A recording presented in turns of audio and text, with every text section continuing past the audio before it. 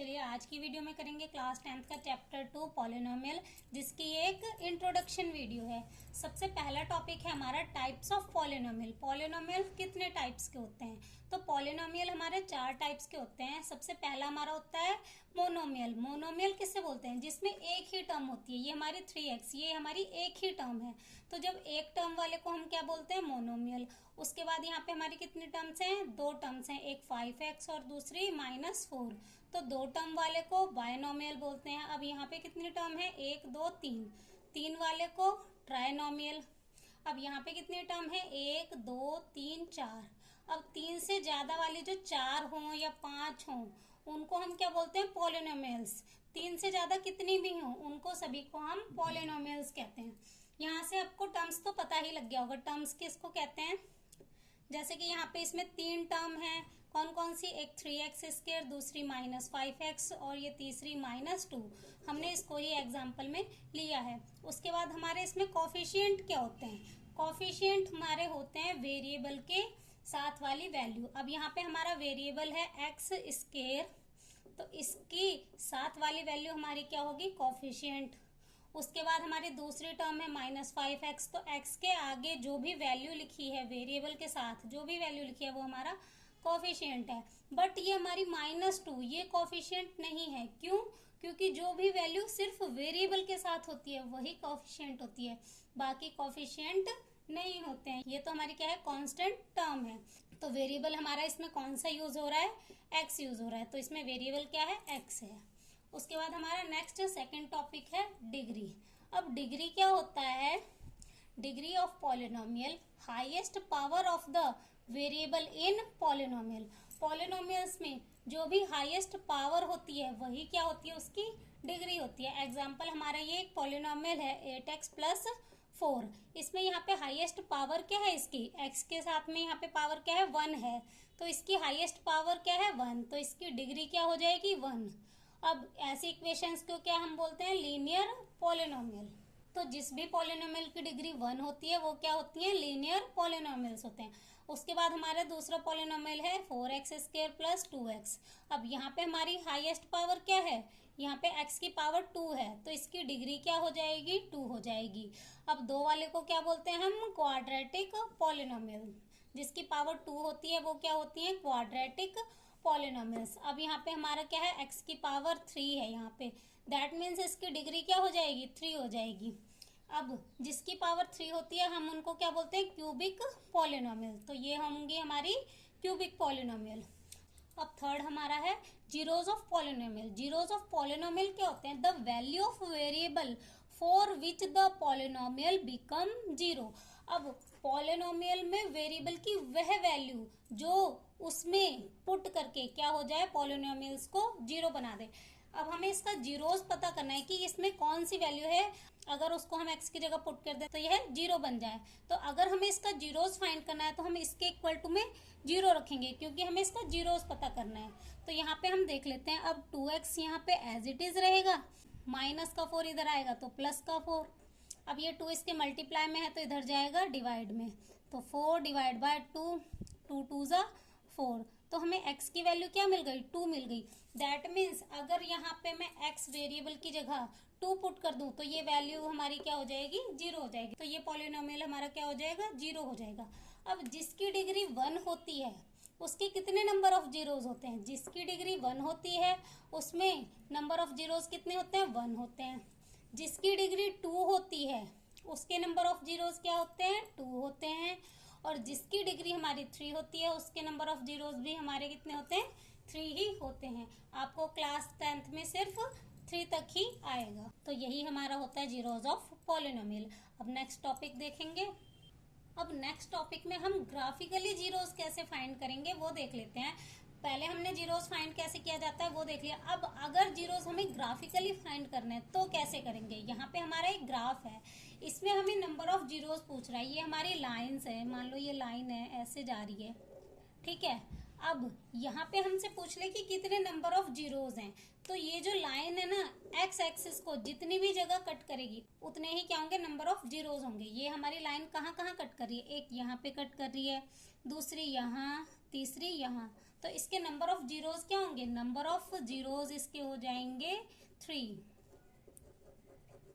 इसके number of zeros हमारे कितने हो गए 3, क्योंकि ये यहाँ पे कितनी जगह कट कर रही है, 3 जगह कट कर रही है। अगर ये y को भी यहाँ पे मान लो कट करे तो क्या इसमें भी नंबर ऑफ जीरोज होगा। यहाँ पे एक एग्जांपल देख लेते हैं कि ये जो लाइन है वो ऐसे आके फिर ऐसे आ रही है, तो अब इसमें नंबर ऑफ जीरोज कितने होंगे। अभी भी इसमें नंबर ऑफ जीरोज अगर हम काउंट करेंगे ना तो सिर्फ एक्स एक्सिस वाला काउंट करेंगे, वाई पे हम नहीं काउंट करते। तो ये हमारा हो गया 1 2 3 और 4, तो इसके भी नंबर ऑफ जीरोज हमारे कितने आ गए, 4 आ गए। इसके नंबर ऑफ जीरोज 4 हैं। वाई पे जहां पे भी कट करेगी हम उसको काउंट नहीं करते, सिर्फ एक्स एक्सिस पे जहां भी कट कर रही है वही हमारे क्या होते हैं, नंबर ऑफ जीरोज होते हैं।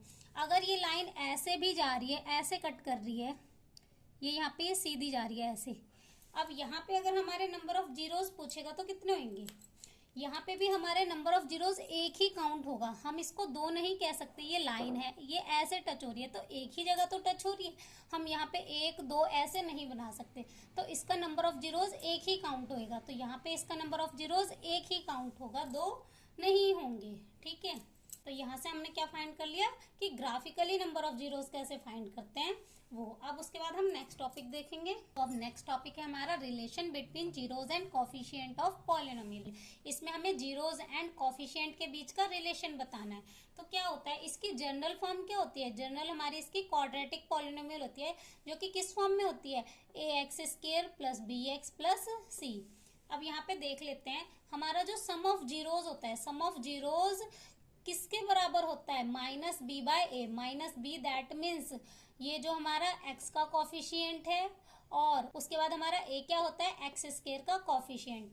तो जो इसका सम ऑफ जीरोज आएंगे, किसी भी क्वाड्रेटिक पॉलिनोमियल के जो सम ऑफ जीरोज आएंगे, अब यहाँ पे ये क्वाड्रेटिक पॉलिनोमियल है तो इसके 2 जीरोज आएंगे, तो जो 2 जीरोज होंगे ना उसको हम किससे डिनोट करते हैं, अल्फा और बीटा से डिनोट करते हैं। अब वो किसके बराबर होंगे, उनका जो सम होगा वो माइनस बी बाय ए के बराबर होगा। दैट मीन्स इसका कॉफिशिएंट और इस कॉफिशिएंट की रेशो के इक्वल होगा, और उनका जो प्रोडक्ट है वो किसके बराबर होगा, कांस्टेंट वैल्यू और जो x² का कॉफिशिएंट है उनकी रेशो के बराबर होगा। तो यहाँ पे एक एग्जांपल देख लेते हैं। एग्जांपल ले लेते हैं हम एक x² प्लस 4x प्लस 4। अब यहाँ पे हमें प्रूफ करना है कि जो इसके जीरोज हैं वो किसके बराबर हैं, a minus B by A. That means इसकी रेशो के इक्वल हैं। तो हम इसके जीरोज फाइंड करेंगे। तो जीरोज फाइंड करने के लिए इसको फैक्टराइज करेंगे, फिर हम इसके जीरोज फाइंड करेंगे बाय स्प्लिटिंग मेथड से। तो अब फैक्टराइज कैसे करते हैं, 2 नंबर जिन्हें मल्टीप्लाई करके क्या आना चाहिए, 4 1 जा 4, इसका कॉफिशिएंट और कांस्टेंट वैल्यू को जो भी मल्टीप्लाई करके आता है, तो 2 नंबर जिनको मल्टीप्लाई करके हमारा 4 आना चाहिए और प्लस या माइनस करके क्या आना चाहिए, 4। तो 2 2 जा 4 होता है और 2 में 2 प्लस करूंगी तो हमारा 4 भी आ जाएगा। ये जो बीच वाली वैल्यू है हमें इसको स्प्लिट करना होता है। तो ये हमारा हो गया x² plus 2x plus 2x plus 4 equal to 0। हम इसके जीरोस फाइंड कर रहे हैं इसीलिए इसके इक्वल टू में क्या रखेंगे, 0 रखेंगे। अब यहाँ पे हमारा कॉमन क्या है, x, तो यहाँ बच जाएगा x प्लस 2।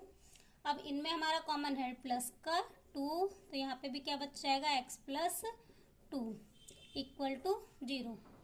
तो पहला हमारा बन गया x प्लस 2, दूसरा जीरोस हमारा क्या होगा, x प्लस 2। दोनों ही हमारे क्या है, x प्लस 2।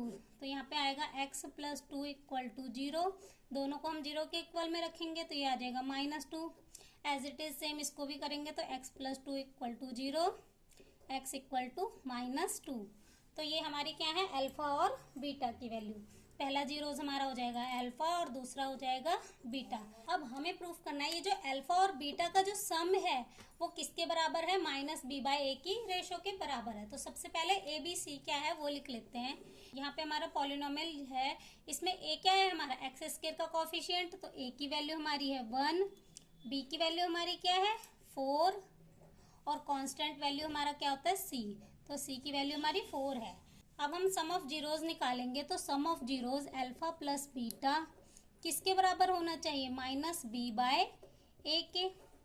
तो अल्फा हमारे पास क्या आया -2 प्लस बीटा की वैल्यू भी हमारी क्या है -2 इक्वल टू माइनस बी की वैल्यू हमारी क्या है यहाँ पे 4 है, 4 बाय ए की वैल्यू क्या है 1, माइनस माइनस प्लस पर साइन माइनस का, तो ये आ गया माइनस का 4 इक्वल टू -4।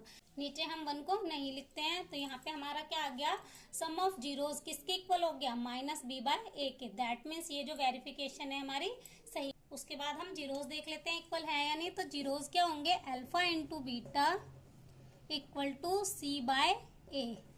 अल्फा की वैल्यू -2, बीटा की वैल्यू भी -2, तो -2 इंटू -2 इक्वल टू सी की वैल्यू हमारी 4 बाय ए की वैल्यू हमारी 1, तो 2 2 ज़ा 4, सॉरी यहाँ प्लस का 4 आएगा, माइनस से माइनस कैंसिल हो जाएगा, प्लस का 4, और ये भी हमारा क्या है प्लस का 4। तो हम देख सकते हैं कि जो हमारा प्रोडक्ट ऑफ जीरोज है वो भी क्या हो गया, इक्वल हो गया। दैट मीन्स ये जो वेरिफिकेशन है वो सही है। ये हमसे एक्सरसाइज 2.2 में पूछा गया है, हमें उनको क्या करना है, पॉलिनोमियल्स को वेरीफाई करना है। तो हम इससे क्या करेंगे, उसको वेरीफाई करेंगे। यही से ही हमारी इंट्रोडक्शन वीडियो हो जाती है कंप्लीट। तो यहीं से इस चैप्टर का इंट्रोडक्शन हो जाता है कंप्लीट। अब नेक्स्ट वीडियो में देखेंगे एक्सरसाइज 2.1।